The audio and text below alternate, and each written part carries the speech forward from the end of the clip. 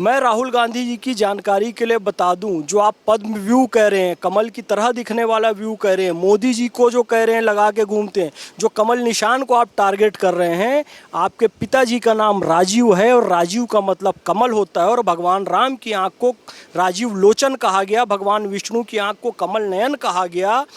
जब राजीव खुद कमल नाम से अपना नाम ग्रहण करते हैं, तो यानी कि आपके पिताजी की आंखों ने देश को व्यू में फंसाया है, हम ये कहें तो आपको कैसा लगेगा?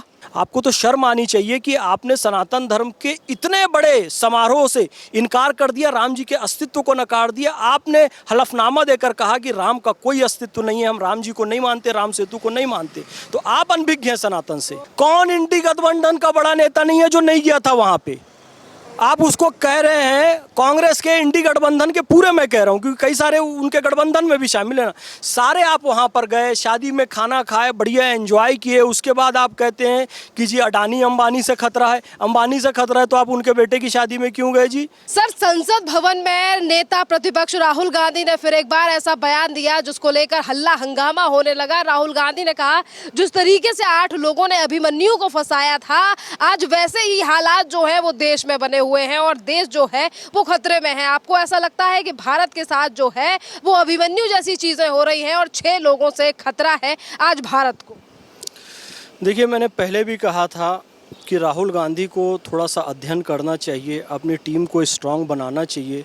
मैंने वो सारा स्टेटमेंट देखा, वो सारा स्टेटमेंट पढ़ा और निष्कर्ष ये निकाला कि अध्ययन का अभाव, होमवर्क का अभाव। हम स्कूल में जब जाते हैं ना तो हमको टीचर कहता है बेटा होमवर्क करके आया करो। ये लोग सदन में जाते हैं और होमवर्क करके नहीं आते हैं।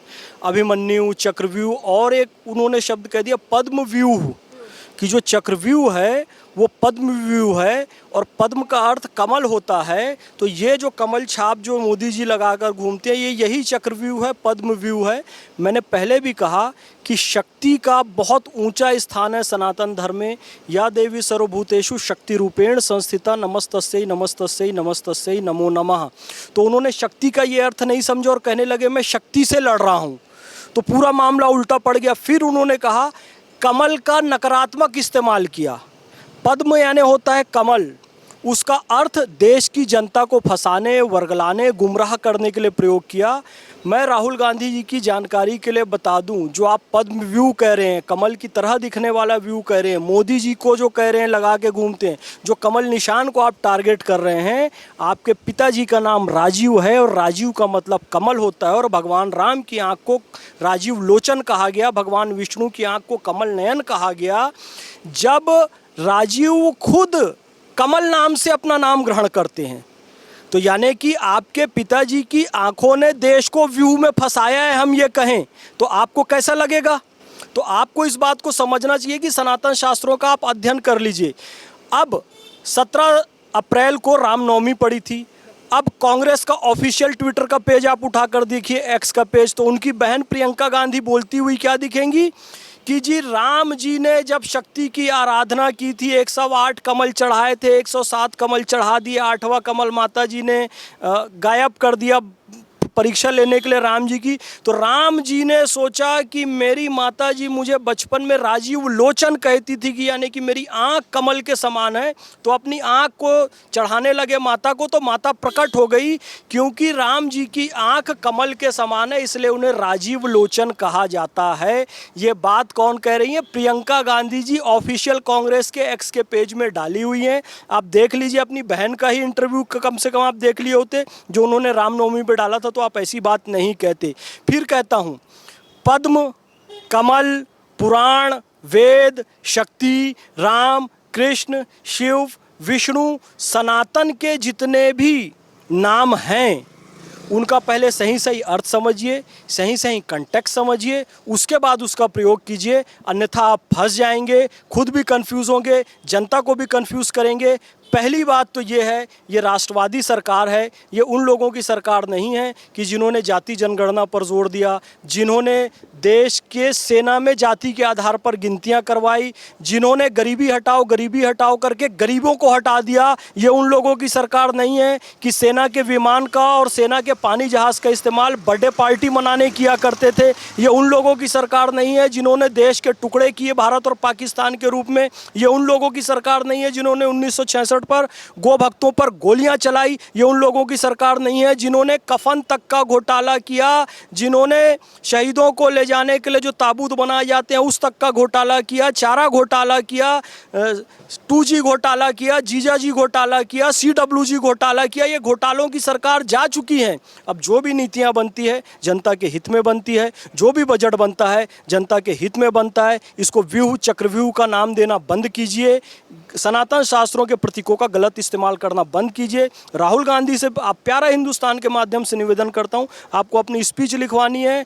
मैं बहुत ज्ञानी नहीं हूं, आप मेरे पास आइए, जितना ज्ञान होगा आपको ठीक ठीक गाइड करूंगा और सही कंटेक्स्ट में आपको बातें बताऊंगा। ये भी कह रहे हैं कि जैसे कि अभिमन्यु को 6 लोगों ने फंसाया था, वैसे ही भारत को 6 लोगों से खतरा है।